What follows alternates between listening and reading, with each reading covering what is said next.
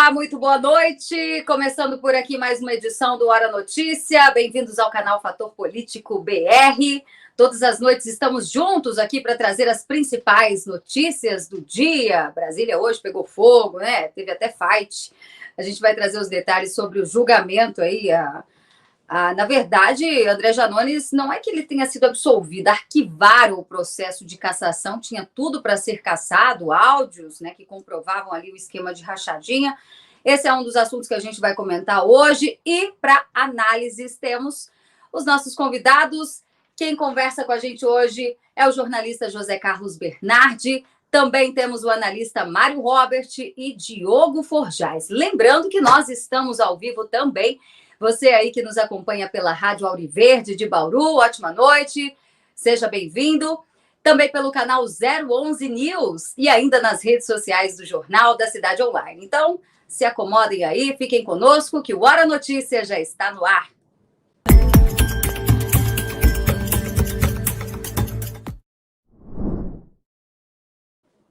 E vamos cumprimentar aqui a nossa bancada de excelência. Já começo pelo meu amigo, dividindo a tela comigo, Mário Robert. Que honra poder estar aqui com você nesse mesmo programa.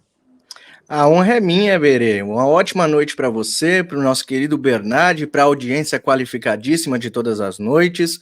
Muito obrigado por vocês estarem aqui. Nós pedimos para que você, claro, deixe o like, compartilhe muito, para que as informações que nós vamos trazer aqui cheguem ao máximo do público. Afinal, o público está escasso da verdade e nós precisamos levar a verdade nos 4 cantos do Brasil e do mundo. Muito obrigado, Berê, pelo convite. Estamos aí, vamos lutar pelo Brasil. É isso aí. Mário Robert, que nas sextas-feiras é ele que comanda o Hora Notícia aqui no Fator Político BR. Saudações também aqui ao nosso querido José Carlos Bernardi. Bem-vindo e obrigada mais uma vez por fazer parte do nosso time. Obrigado, Berê. Eu que fico muito aqui honrado de fazer parte da bancada do Fator Político BR, junto com você, querida colega jornalista, com o Mário Robert, que é companheiraço da gente, está também conosco nessa jornada, né, de estabelecermos a criação da primeira vertente conservadora de direita no Brasil, que é o Partido Conservador. E, na verdade, hoje o programa é meio que uma antecipação do que é o programa de sexta-feira, que geralmente eu participo, né? Daqui a pouco deve estar também o Diogo Forjaz chegando sempre um pouquinho além do tempo regulamentar. Só vai faltar o Didi, né? O Didi Red Pill e o Caivano conosco também. É verdade. Sexta-feira o dia é de vocês, né? Eu fico sempre acompanhando aqui, é muito bacana, tanto na sexta quanto no domingo, né? O Mário Robert Show, sempre trazendo convidados de excelência. Bom, vamos então começar os trabalhos no dia de hoje, porque, olha, esse embate entre Janones e Nicolas deu o que falar o dia todo, né? As imagens circularam, inclusive, nas redes sociais. Ambos são parlamentares por Minas Gerais. E hoje, como todos sabem, foi o dia de julgar o processo de cassação de André Janones, que tanto acusava Jair Bolsonaro de rachadinha, né? Bom, o fato é que a gente vai, inclusive, trazer os detalhes de quem foi que votou a favor, quem votou contra, mas, no final, né, após o resultado, André Janones e Nicolas travaram ali um embate. Inclusive, Janones chamou o Nicolas para briga, né? Que nem coisa de escola. Eu vou lá na rua, te espero. Vamos assistir as cenas, gente. Enquanto as cenas estão passando aqui, o pessoal do rádio, a gente sabe que não está vendo as imagens, mas pode já colocando para a gente, produção, que a gente vai narrando aqui, olha, contextualizando o que está acontecendo. O empurra-empurra, tem deputados da oposição, do governo, né? A gente consegue identificar também ali o chapéu, o Zé Trovão, né, que é mais alto um pouco, e ali os seguranças, a segurança parlamentar, ali a Polícia Legislativa retirando André Janones. Mesmo assim, eles estão nesse embate. Janones é segurado a todo momento, quer trocar socos, o Nicolas também vai atrás dele. Então, foi uma situação, assim, bem tensa, né? Muito tensa. A gente achou que eles iam chegar às vias de fato. Eu já começo querendo a sua análise, viu, Bernardi? Essa situação toda, a gente sabe que o próprio Janones já inventou fake news contra o Nicolas. Eles têm uma rixa, né? Ele botou apelido no Nicolas de chupetinha, veio com um vídeo uma vez com os travestis. Tem muita coisa entre os dois ali que não os fazem ser amigos. Eu tenho um apelido também, já que ele gosta de colocar apelido nos outros, eu também coloco um apelido no Janones, eu chamo ele de Jumentones, né? Porque ele tem uma cara de jumento, né? E ele se posta como um jumento. E, assim, convenhamos, o Janones, ele quer notoriedade com polêmica. Sempre ele está se enfiando em polêmica. Mas, para mim, ele só consegue ser alguém se polemizar.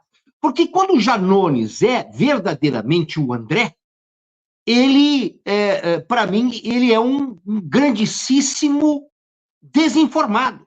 Porque eu lembro de uma entrevista quando ele estava querendo aparecer como pré-candidato à presidência da República, ainda no final de 2017 para 2018, ele deu uma entrevista para um ex-deputado, e era da Globo News, né? E ele falando sobre o presidente da Argentina. E ele chamou o presidente da Argentina de Macron. Vocês lembram disso? Então, mostra que ele é um cara absolutamente desinformado e que ele, de lá para cá, ele passou para a evidência. Por exemplo, ter 3 milhões de seguidores nas redes sociais, né? O Janones comprou seguidores nas redes sociais. Mas o que aconteceu hoje, ele tem esse enfrentamento com o Nicolas, porque ele realmente é um cara absurdamente medíocre como deputado, como parlamentar, como político, ele é ótimo. Mas ele é ótimo para a pior ala que tem da política, porque ele é o digno representante dos indignos políticos. Ele é o digno representante dos mais indignos políticos que tem na política brasileira. E exatamente, diametralmente oposto ao que Nicolas Ferreira representa, que é o cidadão que mostra para a gente que a política tem jeito, que nós temos condições de limpar essa política com novos políticos, com novas ideias, com informação. O Nicolas, apesar da pouquíssima idade, tem 27 anos de idade, ele é extremamente bem informado e muito preparado. Então, o que Janones tem contra Nicolas? Janones tem uma inveja de matar, porque Janones não passa de um Jumentones perto do gigante Nicolas Ferreira, que ainda a política brasileira vai assistir esse jovem fazer voos muito altos. Pois é, Bernardo. Inclusive, foi muito contundente a fala do Nicolas durante a sessão que estava ali julgando o processo de rachadinha do Janones, né? A gente separou um trecho da fala dele, da argumentação pelos quais motivos Janones deveria perder o seu mandato. Vamos acompanhar o que disse, então, o deputado Nicolas Ferreira antes do resultado da votação. A pessoa que se diz democrática, amorosa e tolerante é o mesmo que escurraça assessores no privado, mas em público é, obviamente, como se diz na Bíblia, né? O diabo se faz até de luz para convencer os demais. 4º ponto, admite fake news em seus livros, dizendo que é uma estratégia de eleições. 5º e último, o áudio da sua rachadinha, né? Da rachadinha no seu gabinete. Sabe o que é isso aqui? É basicamente hoje, vai ser mais uma das provas, se essa comissão, se esse Congresso tem coragem de ser autêntico, tem coragem de ser verdadeiro, e não simplesmente passar porque ele é um defensor do governo ou não. Porque, por muito menos, deputado, está hoje em Bangu 1, que é Daniel Silveira, por crime de opinião. Sendo que a mesma pessoa que está aqui hoje, dizendo que não, foi rachadinha voluntária. Rachadinha voluntária! Em todo o tempo livre que o senhor tem, o senhor não conseguiu raciocinar nenhum argumento melhor? Shame on you, se você sabe o que significa. É impressionante como, dia após dia, essa pessoa quer acabar com reputações, quer destruir famílias, porque quando atingiu isso a mim, simplesmente comemorou como se não tivesse acontecido. Esse vídeo é do Nicolas? E ele realmente acha que todo mundo é otário de um dia a conta não cair, de um dia não pagar. Mas é o seguinte, o STF pode fazer o que ele quiser, mas há uma lei que jamais ele vai poder derrubar aqui nesse país, que chama-se a lei do plantio, Janones. Aquilo que você planta, você colhe. E por muitas das vezes, você se safou, dizendo que... Você sabe que o Alexandre de Moraes é meu amigo, não é mesmo? Você disse isso no Twitter, dizendo o seguinte, que compensa a criminalidade no Brasil, basicamente. Compensa ser corrupto no Brasil. Então, o que eu tenho a dizer para você é que mesmo que, porque não me assustaria de você se safar dessa, que eu sei como é que funciona. Até mesmo porque em 3 instâncias o teu presidente foi condenado e hoje ele é presidente da República, né? Aí o que acontece? Eu não me surpreenderia dessa comissão hoje livrar o couro dele. Mas o que nunca vai mudar vai ser quem você é. Essa é a diferença de quem você é para quem você ataca. Porque não há uma linha que você possa dizer contra mim. Uma linha. Podem revirar minha vida inteira. Podem fazer o que quiser. Você nunca vai conseguir fazer isso. O que você tem para poder dizer? Absolutamente nada. A não ser de frames de narrativas de homofóbico, fascista. Mas jamais vai me falar de rachadinha. Jamais vai me falar disso. Nunca vai ver eu numa lista de corrupção. E é isso aqui que eu tenho para te dizer. Então, o que o Brasil vai ver, e pode ter certeza que isso aqui vai rodar e muito. Não somente em Minas Gerais. Porque o triturador de urnas aqui, eu espero que seja triturado hoje. Obrigado. É isso aí. Bom, a fala do deputado Nicolas, né? Ainda antes do resultado, o placar ficou em 12-5. Eu quero ouvir aqui o Mário Robert. Mas antes, cumprimentar o Diogo Forjais, que já está aqui conosco para completar a nossa bancada. Bem-vindo, Diogo. Obrigada aí pela presença. Boa noite, Berê. Foi de surpresa, mas deu tempo, né? Graças a Deus. Boa noite, Berê. Boa noite, Mário Robert. Boa noite, Bernardo. Que alegria revê-lo. Boa noite, audiência. Sempre muito bom estar aqui. Pois é. Olha, a gente está acompanhando aqui o discurso do Nicolas. E, Mário, na sua opinião, eu conversei com muita gente hoje lá no Congresso e eles estão, assim, decepcionados, porque a impressão que passa, mais uma vez, no nosso país, é que o crime compensa. Né? A rachadinha agora não é crime mais, agora pode, porque o Conselho de Ética simplesmente deixou passar mais uma. Qual que é a sua opinião? Será que agora realmente a rachadinha foi institucionalizada? Temos precedentes? Berê, a rachadinha ela não foi institucionalizada porque ainda existem bolsonaristas no Congresso. Quando os bolsonaristas caírem, ou se algum bolsonarista cair, né, numa cilada dessas, eles vão automaticamente culpar, vão condenar, vão caçar e vão destruir a vida porque é bolsonarista. A diferença é que Janones não é mais bolsonarista. Antes das eleições ele era. Ele era um bolsonarista pleno, enganou muitas pessoas. Hoje ele já não é mais. Então, ele está do lado da força, né? Do lado do império, neste caso. Então, isso que aconteceu hoje é mais uma vergonha que o nosso Congresso nos passa, principalmente o Conselho de Ética, que deveria mostrar agora a sua capacidade, né, de ética, capacidade ética, provar aos brasileiros que a justiça ainda pode funcionar no Brasil. Esse cara, ele me fala em áudios que ele fez a rachadinha. Esse rapaz, ele é espalhador de fake news. Este rapaz, ele disse num livro que a técnica dele sempre foi espalhar mentiras para conquistar o seu espaço.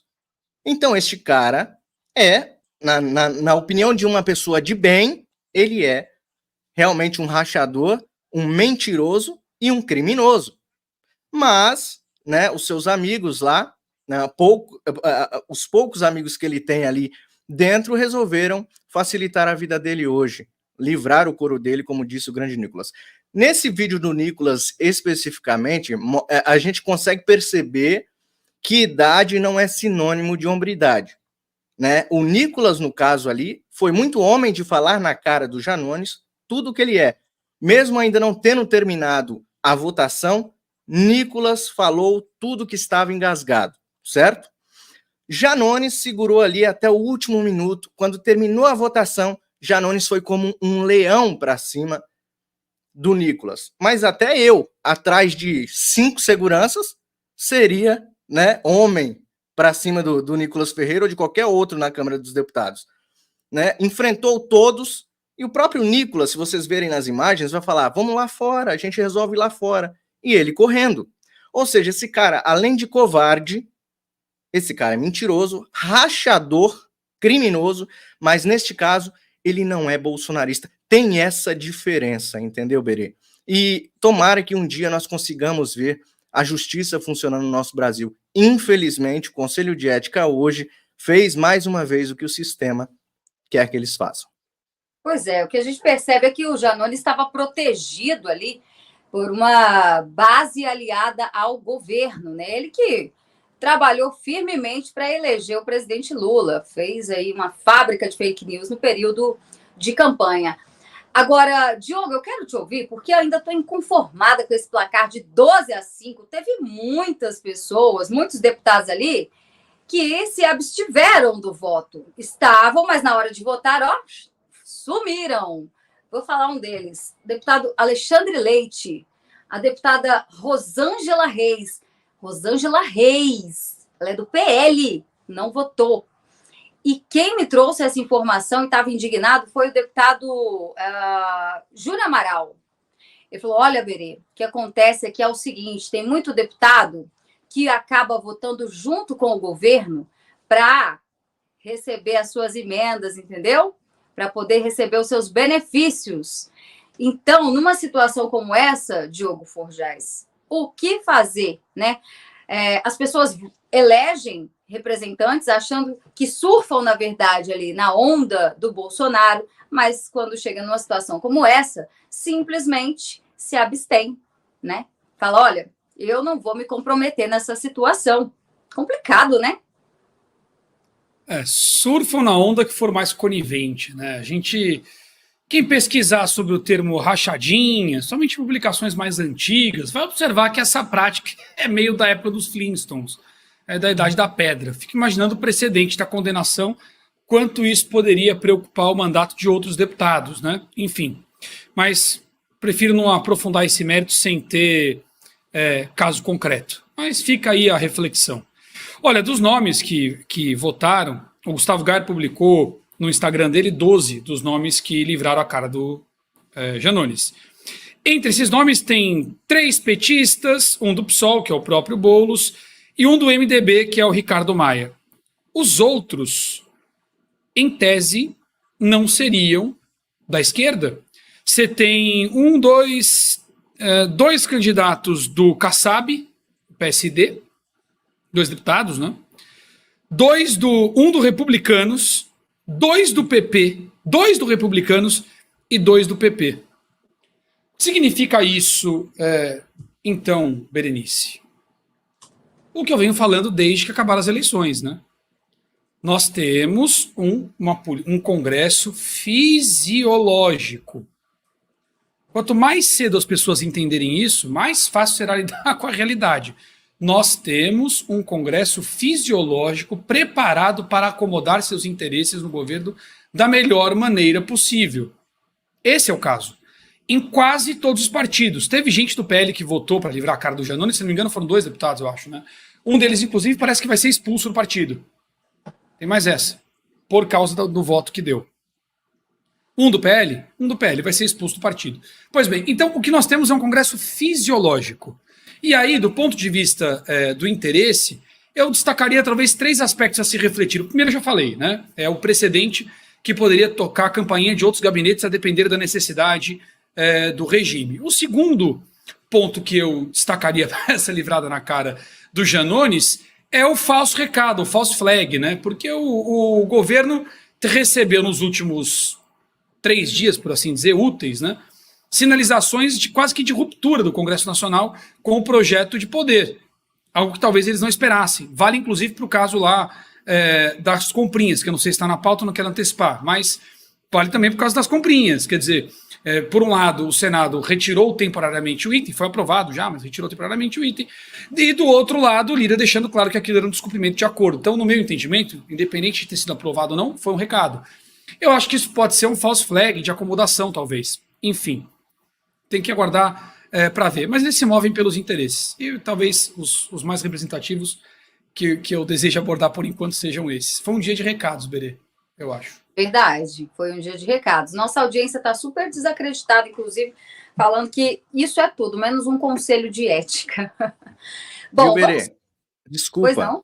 posso te cortar um pouco? Só em questão de informação para o público, tem um projeto de lei do Felipe de Orleans e Bragança, e ele está travado na CCJ desde 2021, né? E penaliza justamente a rachadinha, que pode pegar uma pena de 3 a 15 anos de prisão. Ou seja, se o Conselho de Ética não tivesse liberado o Janones no dia de hoje, e esse projeto de lei do Orleans e Bragança tivesse sido pautado e se tivesse sido aprovado, Janones hoje não estaria liberado da rachadinha, ele estaria preso. Então, olha para vocês verem, né, as prioridades que o desgoverno dá para o nosso Brasil, e principalmente os fisiológicos, como o Diogo bem disse. Agora, eu esqueci de falar o seguinte, esse assunto não acabou não, hein? Só para deixar claro. Acabou, não é bem assim, não. Isso ainda pode ir a plenário, mas desculpa aí, Bernardo. Alguém perguntou, não acabou? Por que pode ir a plenário? Não entendi. Esse negócio da cassação do Janones pode não ser assunto encerrado. Quer dizer, se conseguir ali 10% das assinaturas, isso pode ser levado ao plenário da Câmara. Então, não é assim. Acabou. Não, mais ou menos. Depende. É? Olha. Bom, isso é novidade para mim, mas seria muito bom isso, sabe? Se houvesse essa reação, né, no plenário. O que mostrou, na verdade, para a gente, é que o ente chamado Conselho de Ética pode se trocar de nome agora, chamar Etitica, porque é uma titica que nós temos, né? Essa ética que nós temos hoje complacente com rachadinha. Então, olha só a mensagem que o Conselho Etitica está dando. A mensagem é: está liberado, gente. Porque nós vamos liberar a cara de vocês. Se vocês estiverem jogando conosco, a mensagem é essa. Tá? Que já imagina que se fosse o Nicolas Ferreira fazendo rachadinha, com um áudio dele falando, olha, é porque sabe o que é? Eu vou concorrer a governador, eu preciso fazer caixa para o governo do estado em 2026. Então, imagine se for... Isso aqui é tudo no campo hipotético. Se fosse Nicolas Ferreira. Então, está mostrando que a ética é titica que nós temos na Câmara de Vereadores, na Câmara dos Deputados, que mais parece uma Câmara de Vereadores, sim, daquela cidade onde o Odorico Paraguaçu era prefeito. Eu até esqueci o nome, né? Lá da novela O Bem Amado. E o que mostra para gente? O que mostra para gente é o nível da política do Brasil. Cada dia mais baixo. Cada dia menor o nível da política. Então, nós tivemos vitórias na semana passada de derrubar vetos do Lula e manter o veto do Bolsonaro com relação às fake news, mas perceba que na semana seguinte eles mostram as suas verdades. E a verdade é, aos companheiros, tudo. Aos inimigos, o rigor da lei. É verdade, Bernardo, muito bem colocado. E olha, só para a gente finalizar esse assunto, mais um bastidor que ali durante a votação, antes da confusão, o que ocorria? Os assessores do PT, enfim, do próprio Janones, eles ficavam provocando os deputados da oposição, né? Falando, olha, eles estavam chamando para briga lá fora mesmo, e acho que a ideia foi essa, né? Porque se vocês forem ver a cobertura jornalística nos grandes veículos de comunicação, nem falaram mais sobre o Conselho de Ética ter rejeitado, né, ter arquivado. Isso é método, tá? Isso é método. Eles criaram um fato barulhento para calar a verdade. É método. O que virou agora a pauta é a briga. Ninguém está falando do absurdo de terem arquivado o processo do Janones. Mas a gente está de olho, viu, aqui no Fator Político. Meus amores, a gente vai passar para a próxima pauta, aproveitar rapidamente que são milhares de telinhas já nos assistindo, dizer que o Fator Político BR aqui segue trazendo novos programas. Hoje ainda tivemos um novo episódio do programa da Lili Pacheco, direto dos Estados Unidos. E aos sábados e domingos também tem lives para vocês. Tem o Fator Agro de manhã e também no final da tarde o show do Mário Robert. Então, se você gosta do nosso trabalho, quer que o Fator Político cresça cada dia mais, invista no seu intelecto. Nós não temos nenhum tipo de patrocínio, empresário, investidor, então a gente depende do apoio de vocês. Está aparecendo aqui embaixo o Pix do canal, que é o nosso e-mail, fatorpoliticobr@gmail.com. Eu quero agradecer a todos mesmo, que sempre que podem, colaboram, e se você puder, claro, apoie você também aqui o jornalismo independente, que luta para trazer a verdade e acabar com essas falsas narrativas desse governo sujo que todo dia apronta uma diferente, né? Bom, vamos trazer mais uma aqui, porque olha só, tá no site, inclusive, do 011 News, viu? Vou trazer um trechinho, mas a notícia completa tá lá. O senador Sérgio Moro, gente, escapou daquele julgamento, mas entrou em outro agora. Ele se tornou réu no Supremo Tribunal Federal por uma declaração sobre Gilmar Mendes. Essa história, inclusive, é antiga, né, Bernardi? Foi durante uma festa ali, algo mais descontraído, e ele acabou vazando ali um áudio, um vídeo, onde ele afirma que o senador Gilmar Mendes, ele compra, compra habeas corpus do Gilmar Mendes. Ele fala comprar habeas corpus do Gilmar Mendes. Então, ele sugere que o ministro é corrupto.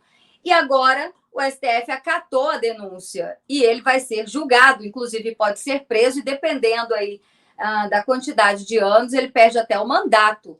Como você vê agora o senador Sérgio Moro entrando em mais uma cilada, está de novo nas mãos do Supremo, hein? Então, essa foi uma piada numa festa junina, 2 anos atrás. Numa festa junina que tem quadrilha e tem aqueles xerifes, tem aquela cadeia. Então, estavam falando exatamente sobre a cadeia da festa junina. Eles, não, é só procurar o Gilmar Mendes que a gente teria um habeas corpus. Mas vamos lembrar, né, que o Brasil brinca com a verdade e leva a sério a brincadeira.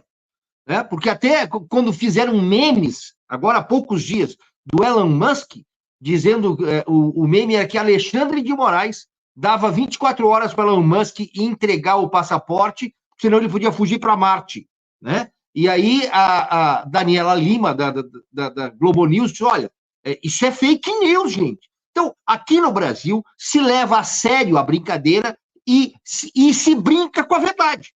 O caso dos Janones é brincar com a verdade, brincar com a nossa cara. O que o Sérgio Moro estava fazendo era uma brincadeira numa festa junina. Quem nunca foi preso numa festa junina? Quem nunca foi preso, né? Tá certo que tem festa junina, eu lembro dos governos anteriores do Lula, que ele montava a quadrilha. Ele fazia festa ali na Alvorada com quadrilha. Acontece que a quadrilha ficava. Depois que passava a festa, a quadrilha continuava, né? E o Sérgio Moro montou essa cadeia lá no final. E aí, até hoje, já que a gente está brincando com a verdade, até hoje eles não engolem ter colocado o líder da facção, da quadrilha da festa junina do Palácio do Alvorada por 580 dias preso. Eles não engolem. Tiveram que anular tudo, anularam delações, anularam tudo. E o que pegaram do Sérgio Moro? Pegaram, primeiro, o Vaza Jato, que eram mensagens coletadas de forma ilegal, sem o consentimento da justiça. Então, olha só, a justiça fazendo vista grossa. A Vaza Jato, que foi lá do Intercept Brasil, que era do Glenn Greenwald, que pegou mensagens da conversa entre o Sérgio Moro com o grupo do Deltan, que era o pessoal do Ministério Público Federal de Curitiba. Essas foram as mensagens, né, que depois colocaram como o Sérgio Moro ser parcial. Primeiro que as mensagens não têm validade jurídica, mas quando se brinca com a verdade, a mentira acaba assumindo o seu corpo como verdade. E aí o Sérgio Moro hoje volta para as garras da justiça. Será que os acordos que ele fez, de ter votado, ou supõe-se que ele votou em Flávio Dino, esses acordos tinham data de validade? Era só para aquela época. Porque agora, talvez, né, a data de validade venceu. O acordo venceu, Moro. E aí, como é que vai ser daqui para frente? Então, Bernardo, eu fico imaginando aquela situação onde a pessoa está sendo chantageada, a pessoa tem uma prova contra ela, né, algo que a ameaça, e aí ela está sempre refém daquilo, né? Então, assim, Mário Robert, vamos trazer aqui o que a nossa audiência está dizendo. Que livraram o senador Sérgio Moro, mas sabendo que ele ia ser condenado depois, que foi de propósito. Você acha que é isso mesmo? Ou eles querem, na verdade, manter ali uma mordaça, né? Manter esse senador anulado? Porque com um processo lá no STF, muitos políticos deixam de existir ali no Congresso Nacional, né? Não fazem mais nada. Afinal, eles estão na corda bamba. Acho que seu áudio está fechado. Oi, desculpa. Agora sim. Sorte de principiante. Erro de principiante. Vamos lá. Berê, eu me lembro de uma frase, né, que inclusive vazou de um sujeito que subiu a rampa há pouco tempo. Ele disse que ele não descansaria até o Moro e o Dallagnol. Dallagnol já foi. O Moro ainda está nesse preparativo aí, para logo cair. O que eu vejo disso? Era só uma brincadeira. O Lula fez só uma brincadeira ali.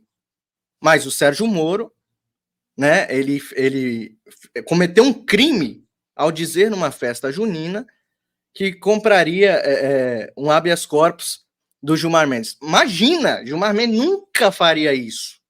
Moro, como você teve a ideia de falar alguma coisa de uma pessoa tão íntegra como o nosso querido ministro do STF, Gilmar Mendes? Sabe, foi uma brincadeira muito sem graça que agora eles usam para aquele projetinho que ia full Moro. Ah, não, era brincadeira. Agora eu lembrei, era brincadeira. O presidente da República, no caso atual, ele pode fazer brincadeiras. Bom, Berê, o que eu vejo aqui é realmente um esquema todo, não acabou essa história do Sérgio Moro. Eu já sabia, quando eles não cassaram o mandato do Sérgio Moro, eu já sabia que mais coisas viriam, né? Porque, assim, provavelmente, essas pessoas que ele possivelmente possa ter feito algum acordo, não estão cumprindo com esse acordo. Então, o Sérgio Moro, mais uma vez, está colhendo o que ele plantou, fazer acordos com essa corja. Saiba que eles não vão cumprir e você vai cair na cilada deles, Sérgio Moro. É isso aí. Quem planta só colhe aquilo exatamente que plantou, Berê. Pois é. Diogo, eu estou aqui me lembrando da frase que o Sérgio Moro disse, o senador disse logo depois de ter sido absolvido, que ele tem muito orgulho do judiciário brasileiro. Será que ele vai manter essa afirmação aí até quando? Berê, entre os desleais. Tem até corte meu falando sobre isso aí. Enfim, vou manter a leitura original. O Moro sobrevive na política enquanto for interessante ao regime por alguma razão. E é só isso. Porque, como bem colocou o Mário Robert, ele vai full esse Moro. Enquanto ele tiver condições para fazer isso, esse será o destino dele, mais cedo ou mais tarde. Com relação a calar o senador, eu não acredito nisso, não. Afinal, o Moro incomodou muito o regime quando ele... Teve aquela vez também que... Aquela outra... Não? Pois é, a última vez foi na Lava Jato, faz um tempinho. Então o Moro não é um incômodo, pelo contrário. Aliás, segundo tem-se a percepção depois do papo com o Mestrão, ele colocou o Dino no STF também, não é isso? Então... Veja, enquanto ele for útil, lá ele permanece. Agora, o problema maior até do que o Sérgio Moro, dada a sua grande relevância, e cai muita ironia aqui, é o seguinte, ele serviu como um alicerce para destruir a Lava Jato, lá no início, né? Já tinha falado sobre isso, é bom sempre lembrar. Desgastou-se a imagem do Moro, estendeu-se o desgaste para a Lava Jato, isolaram ele da direita, ele jamais teria apoio da esquerda, isolado capengou. Quando capengou, levou a Lava Jato junto. Com absurdos, né? Aquele caso, como bem citou o Bernardi, a tal da Vaza Jato é muito mais ilegal que qualquer CEP, né? São provas obtidas, não dá para considerar provas, são dados obtidos de forma ilegal, sem autorização da justiça, sem perícia, para o qual se usou para anular investigações devidamente conduzidas. Então, essa talvez seja a maior relevância do Moro. É o cara que serviu como um instrumento jurídico correto à época para punir alguns dos muitos malfeitos do país e depois ele mesmo serviu para desarmar o que ele mesmo armou, enfim. Daí a tristeza toda. Agora, esse caso aí, especificamente, a frase que bota o Moro nessa foi a seguinte: não, isso é fiança, ponto final. Instituto para comprar um habeas corpus do Gilmar Mendes, fecha aspas. Por esta frase, aos risos em ambiente domiciliar, portanto não foi ao público, foi no púlpito, não foi na internet, foi em ambiente fechado, eles estão ameaçando prender o Sérgio Moro e tirar-lhe o mandato. E sabe por qual crime? O crime de calúnia, que está no Código Penal. Tem um pequeno problema. Essa informação tornou-se pública em abril do ano passado. Portanto, a calúnia só ocorreu, a suposta calúnia só ocorreria, e veja que esta frase nem tem materialidade para ser calúnia. Qual é? A calúnia é falsa acusação de crime. Qual foi o crime que ele acusou aqui? Não, isso é fiança. Instituto para comprar o habeas corpus do Gilmar Mendes. Qual é o crime que ele acusou aqui? Né? Ele nem chegou a afirmar diretamente. Qual é a acusação? Então, primeiro, não há materialidade, não há falsa acusação de crime. Já morreu aí, julgando o mérito. Mas eu não preciso julgar o mérito. Segundo o artigo 53 da Constituição, deputados e senadores são invioláveis, portanto inimputáveis, civil e penalmente, por quaisquer, reforço, quaisquer palavras, opiniões e votos. O Moro já era senador quando essa mensagem viralizou na internet, porque foi em abril do ano passado. E, portanto, ele já era inviolável penalmente. Para além do juízo de mérito, que não há, como podemos observar na frase, no contexto e no ambiente, ainda que houvesse no mérito a calúnia, o Moro não pode ser julgado por isso.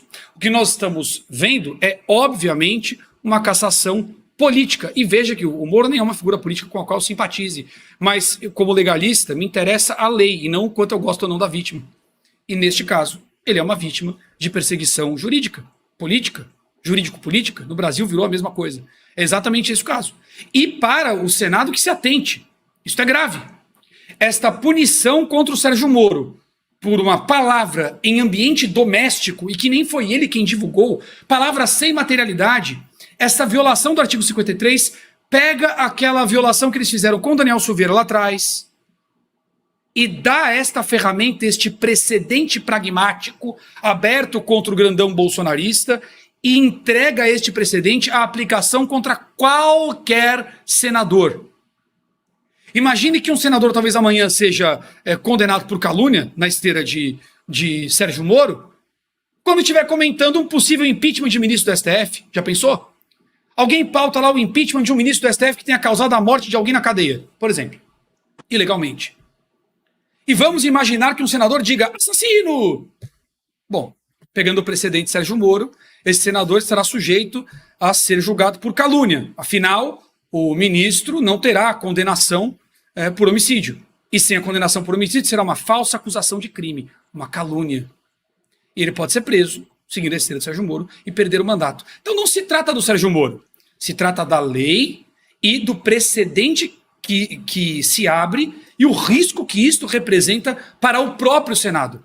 Quanto mais o legislativo abaixa a cabeça para os abusos, abre mão de suas prerrogativas e ignora a Constituição, mais sujeito está ao mesmo avanço arbitrário que promove esses conflitos institucionais. É disso que trata o caso. É muito maior do que o Sérgio Moro, muito maior do que a rixa do Lula.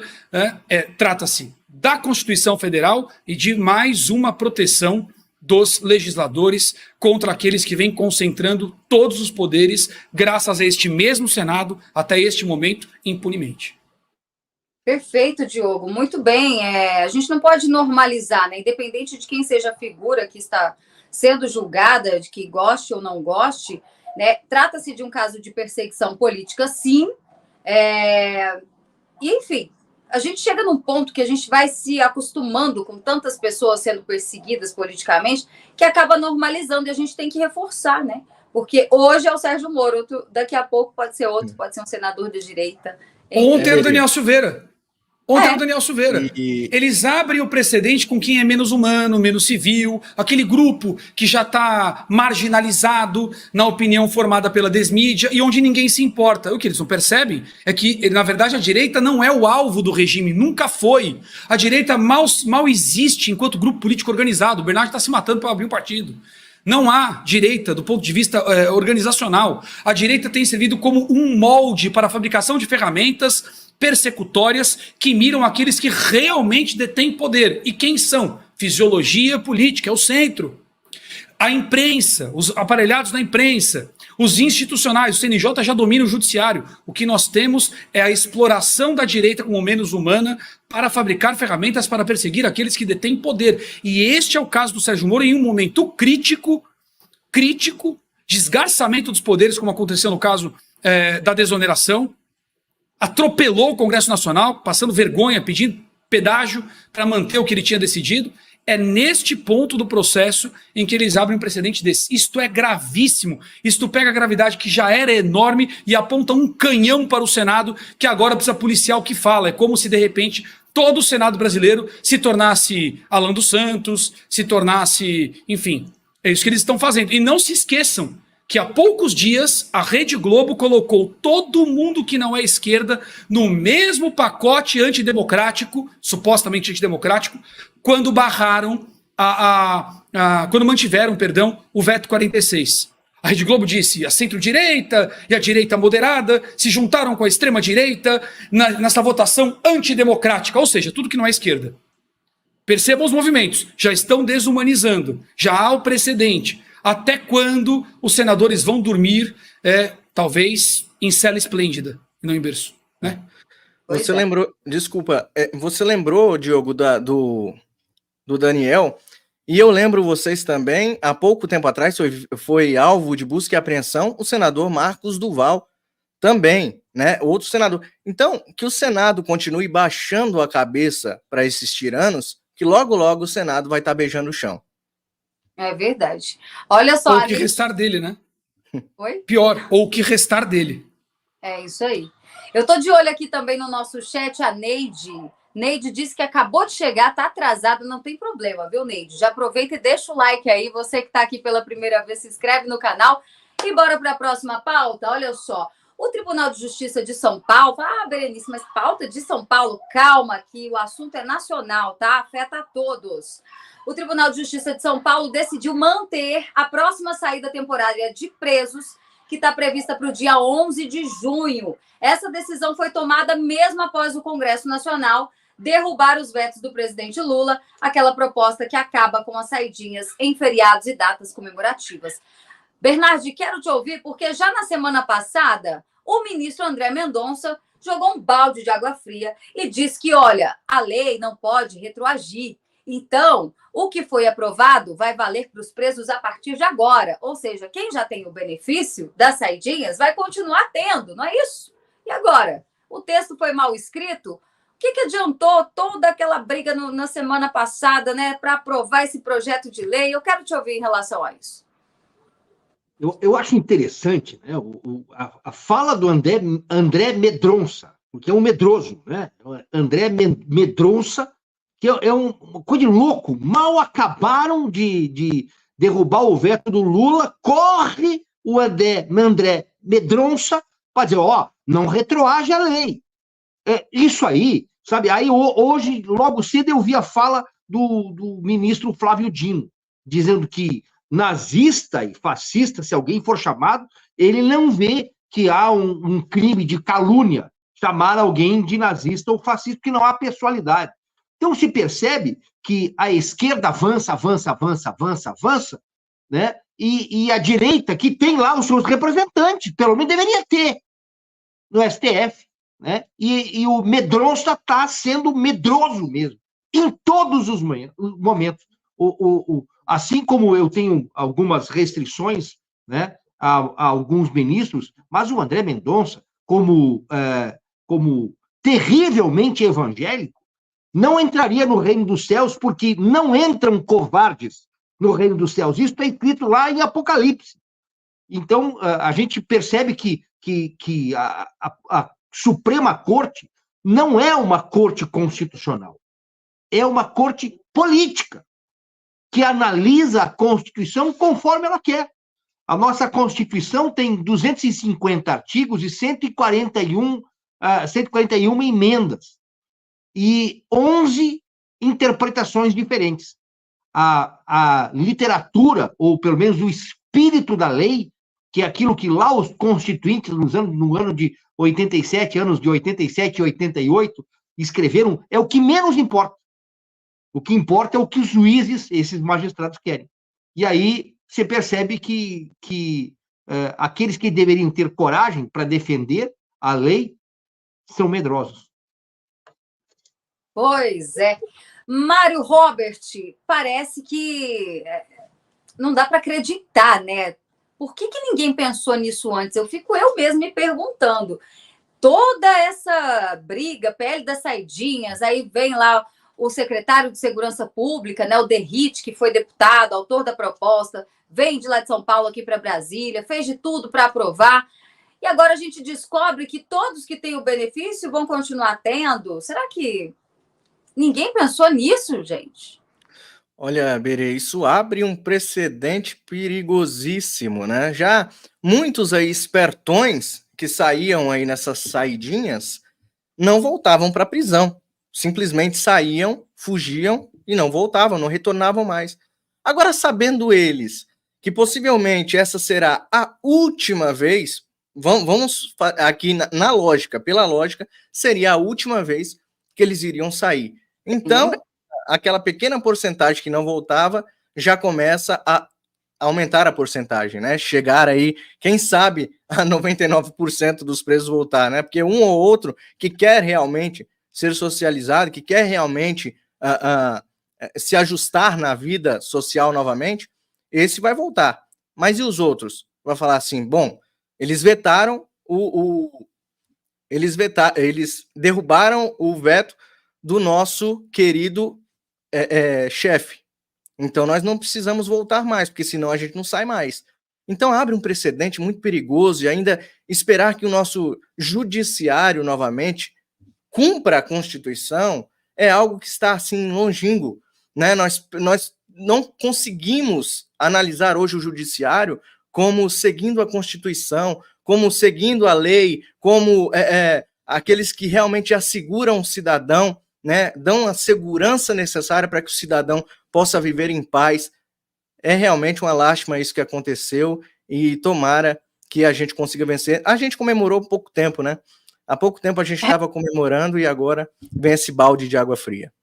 Foi mais tempo de luta do que de comemoração. Tem que ir para não chorar. Verdade. Bom, Diogo, o fato é que o Tribunal de Justiça de São Paulo também praticamente acompanhou o entendimento do ministro André Mendonça e no próximo dia 11 de junho, todos por lá no estado de São Paulo, que já tinham o benefício, vão poder sair, né? Agora, isso é grave que o Mário Robert está falando, e pode ser mesmo o índice de pessoas, né, de presos que não vão retornar. Você acredita que pode aumentar? Ah, sem dúvida. Se bem que esse preso que o Mário Robert citou aí, que quer ressocializar e que vai voltar direitinho, ele é tipo eleitor do Lula. Até deve ter, mas a gente não acha, né? Assim, enfim, toda sorte.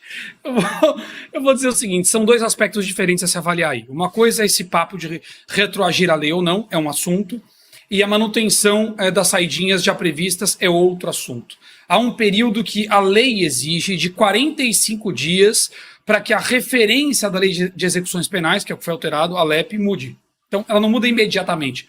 A aprovação é imediata, mas a mudança na aplicação desta referência demanda 45 dias. O que significa isso? Que depois da aprovação no Congresso Nacional, em um período de 45 dias, todos os pedidos de saidinhas que forem solicitados ainda serão atendidos sob os critérios da lei que estava vigente antes da aprovação no Congresso Nacional. Depois de 45 dias, aí muda a referência. Então, provavelmente, esta decisão no Tribunal de São Paulo, não li a decisão, mas eu imagino, creio estar alinhada com este caso.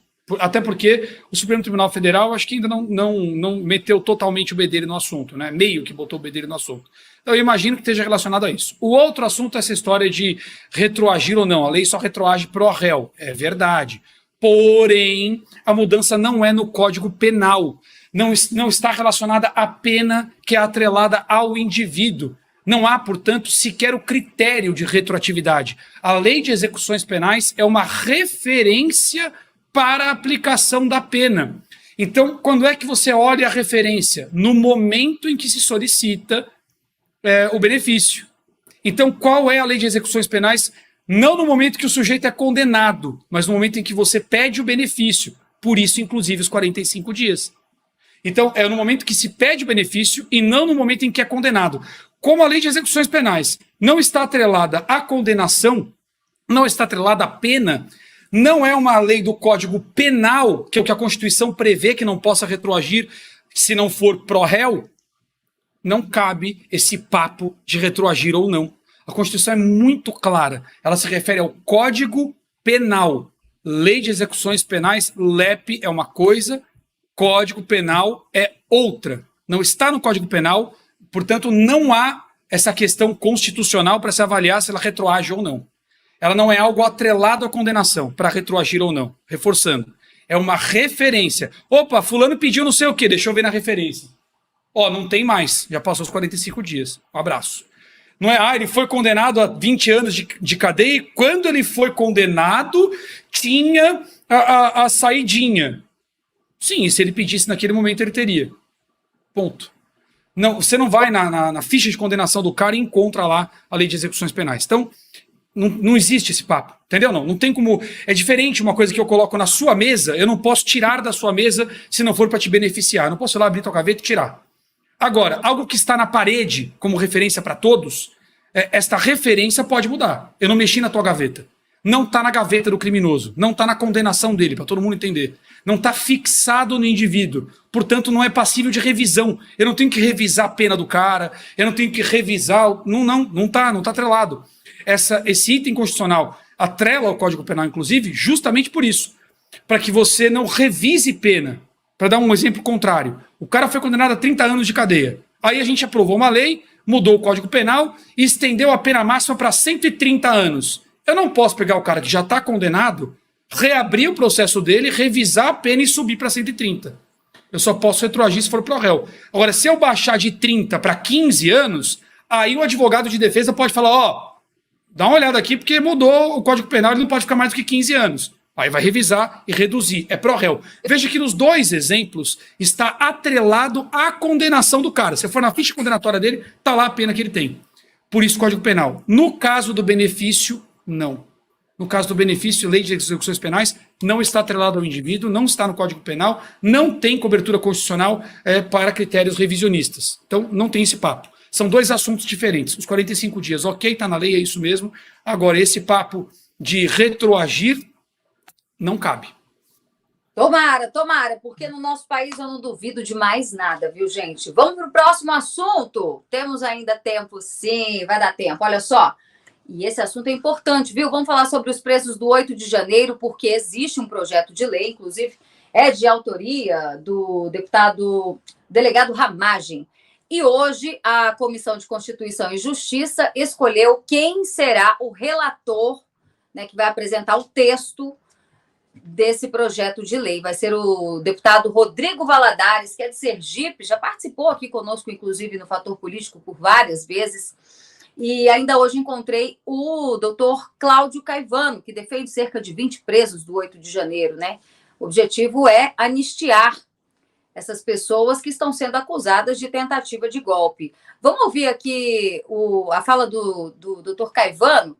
Parece que foi a escolha do relator agradou. Vamos ver. Como que você avalia a escolha dessa relatoria, sua expectativa em relação, então, ao relatório do deputado Rodrigo Valadares?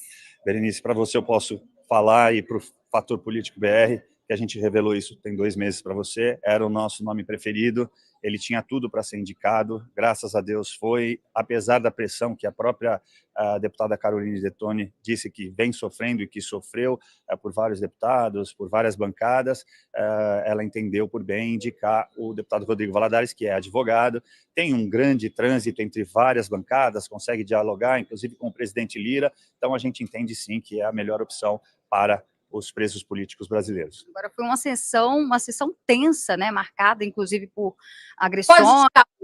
Pode tirar para tá ótimo. Vamos ouvir aqui os nossos analistas. Mário Robert, aliás, pulei a fila. José Carlos Bernardi, vamos seguir a sequência.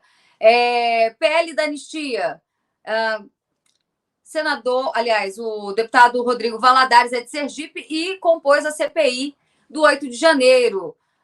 O que você acha que deve vir aí pela frente? Abrindo o microfone aqui, desculpe, que ele estava fechado.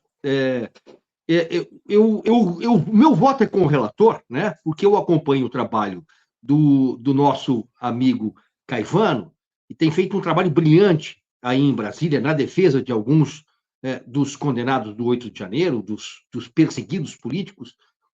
Eu tenho bastante esperança que possa vir alguma coisa positiva da Câmara ainda este ano, mas eu não tenho esperança alguma da nossa justiça, da justiça brasileira. Eu tenho esperança que a Câmara faça alguma coisa e que possa vir algo positivo a partir disso. Mas da justiça brasileira, confesso que eu ando bem desiludido. Perfeito, Bernardi. Bom, o que o Bernardi sugere também, pelo menos foi o que eu entendi, projeto vai lá, é aprovado pelo Congresso. O que geralmente tem acontecido? A esquerda vai lá e judicializa, o Supremo Tribunal Federal dá a palavra final. Mário Robert, PL da anistia, de autoria do deputado Ramagem, está andando. Já temos o relator, quero te ouvir. Olha aí uma boa notícia, né, Berê? No meio disso tudo, uma boa notícia para as pessoas que estão sendo injustiçadas, pessoas que provavelmente estavam na hora errada, no dia errado, acabaram sendo levados aí, né, às prisões. Tem uma chance dessas pessoas novamente terem a sua liberdade de volta, né? Mas olha só, a gente vai olhar as notícias, né, sobre a nova relatoria deste projeto de lei e tá lá, deputado que participou de atos pró-Bolsonaro vai relatar projeto de anistia dos participantes do 8 de janeiro. Isso aqui tá no G1, que a gente sabe muito bem de onde é, né? Então eles colocam esse tipo de matéria para dar a entender que ele estava nos atos, que ele estava também, para vocês verem, né? Se vocês não lerem direito a manchete, vocês acabam caindo, né? As pessoas acabam caindo na fake news, na mentira deles. Mas eles fazem isso justamente para que as pessoas, para que os brasileiros de bem, para que as pessoas que estão esperançosas percam a esperança, né? Que essa relatoria, no caso agora, vai ser uma relatoria séria. Eu acredito que agora o relatório saia um relatório conciso, reafirmando a justiça para essas pessoas injustiçadas. E graças a Deus que nós temos pessoas como o meu querido Cláudio Caivano, um advogado que está cuidando ali arduamente dessas pessoas, de algumas dessas pessoas, e esse projeto de lei que vai abranger todas elas. É maravilhoso saber que o Brasil ainda pode andar nos trilhos, mas ainda tem aquelas pessoas, como os meus colegas, o meu colega Bernardi disse, que tentam dar-nos a rasteira, né? Tomara que a gente comemore ainda a liberdade dessas pessoas.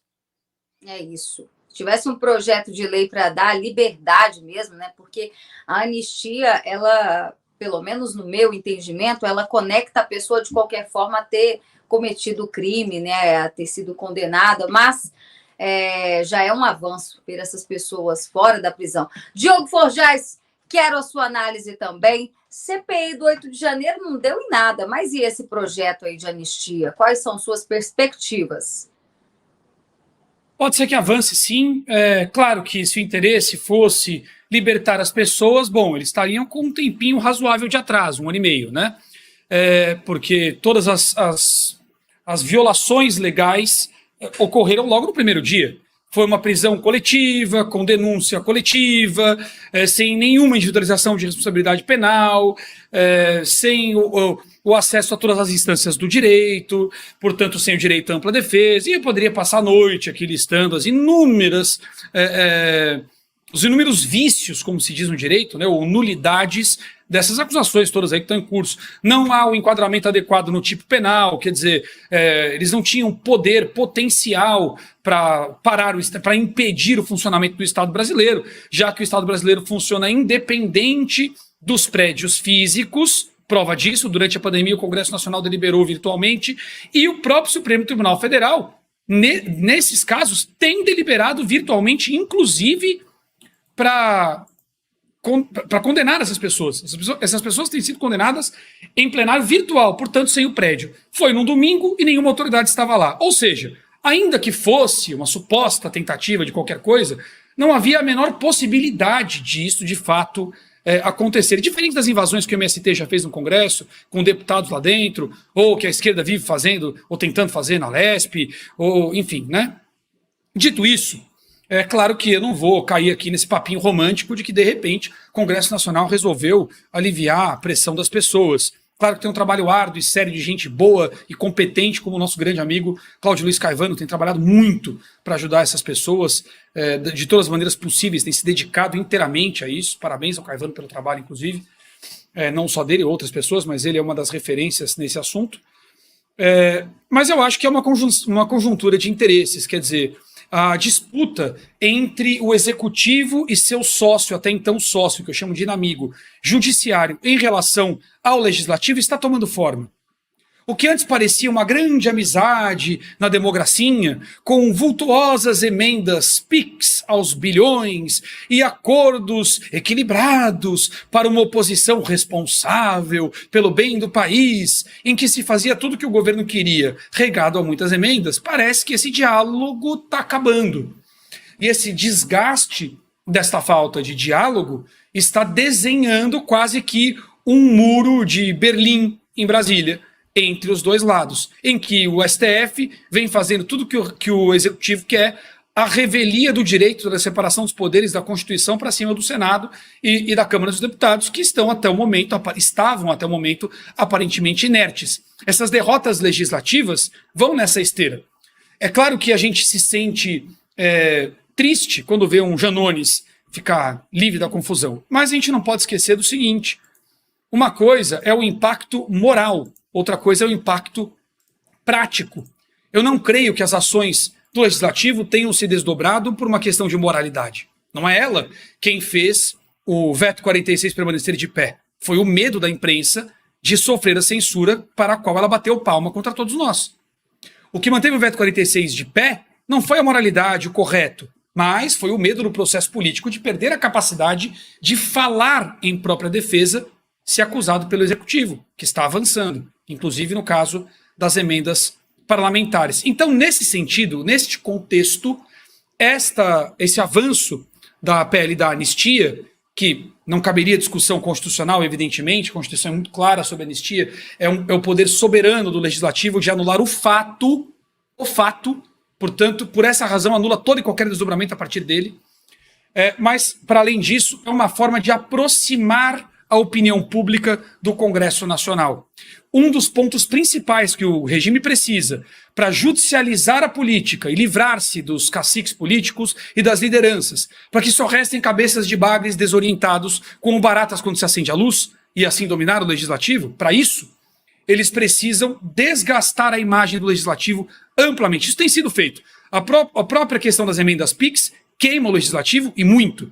Agora, uma aprovação dessas da anistia, em um momento em que mais senadores estão falando, mais deputados entoam virtuosos discursos, em que se manteve o veto do Bolsonaro, nessa esteira de linha, eu acho que isso tem um potencial grande para aproximar a percepção pública do Congresso Nacional, e seja lá qual for a reação que o Legislativo pretenda fazer para preservar a sua existência, a sua permanência e o modelo fisiológico político, ele dependerá do apoio popular. Então, se de um lado há um projeto autoritário que visa desgastar o Legislativo para anulá-lo, é óbvio que a reação passa por fortalecer a imagem. E esta pauta tem esse potencial. Como a gente já falou aqui outras vezes, eu não espero que eles façam sempre a coisa certa pelo motivo certo, mas que façam a coisa certa ainda que seja pelos motivos errados. Se fosse pelo motivo certo, teria sido no ano passado. Agora é pelo motivo errado, mas antes tarde do que muito mais tarde, não é? Mais tarde, né? Bom, quero agradecer a presença dos nossos convidados. Olha só, o Sandro Luz está, inclusive, elogiando, né, a nossa bancada, as análises. Sandro, se você está aqui pela primeira vez, já se inscreve no canal. A gente está aqui diariamente, todas as noites, melhor dizendo, atualizando as informações do dia. Obrigada, Mário Robert. Sexta-feira é com você, hein, meu amigo? Muito obrigado, Berê. Eu que agradeço aqui a oportunidade, o convite. Sempre estarei aqui à disposição para ajudar o nosso Brasil e o canal Fator Político BR, que tem crescido de uma forma, né? Tá muito grande, o alcance está imenso e vai crescer cada vez mais, porque é um trabalho sério, é um trabalho verdadeiro que traz a verdade aos brasileiros. Obrigada. Rumo aos 80 mil, hein? Se inscrevam no canal. Bernardi, obrigada também. Sempre uma honra tê-lo conosco.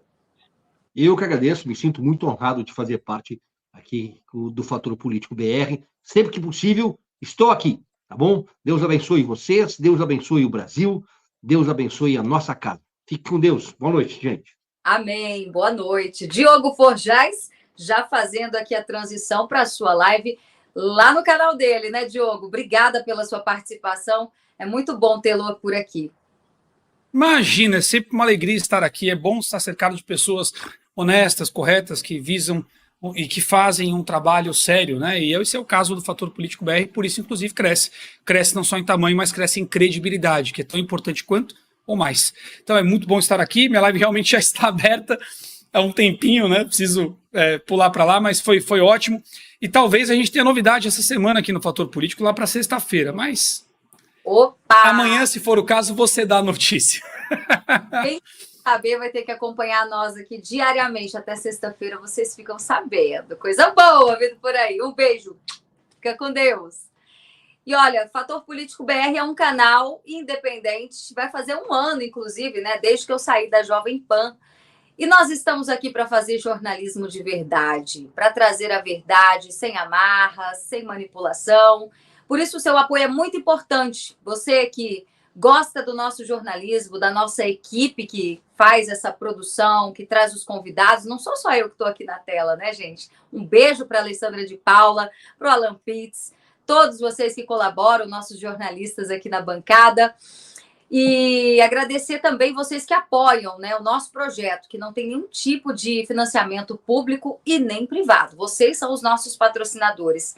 Então, sempre que puder, ajude aqui o nosso canal para a gente poder manter essa estrutura, para a gente trazer cada vez mais programas, né? Trazer um conteúdo de qualidade que vocês merecem. O Pix do canal está aparecendo aqui, é o nosso e-mail, fatorpoliticobr@gmail.com. Muito obrigada a todos e amanhã tem mais. 7h30, encontro aqui comigo. Tchau, tchau.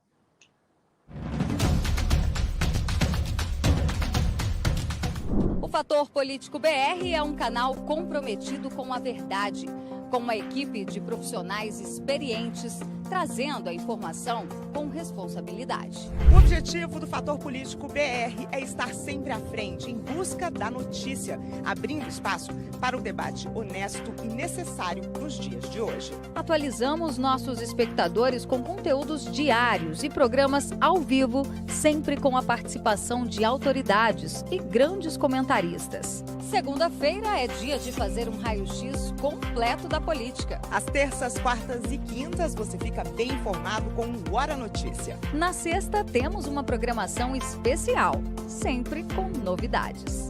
No sábado, você fica por dentro de tudo o que aconteceu na semana no Fator Revista. E é dia também de fazer conexão com nossos correspondentes internacionais. E aos domingos, o homem do campo fica bem informado no programa Fator Agro. De domingo a domingo você fica bem informado e ainda pode ter acesso a conteúdos exclusivos ao se tornar membro do nosso canal. Assim você investe no jornalismo independente e atua junto conosco em prol da verdade. Porque no fim das contas é o Fator Político que decide tudo. Venha fazer parte do Fator Político BR, sua marca no canal que mais cresce no Brasil. Fator Político BR, sempre à frente.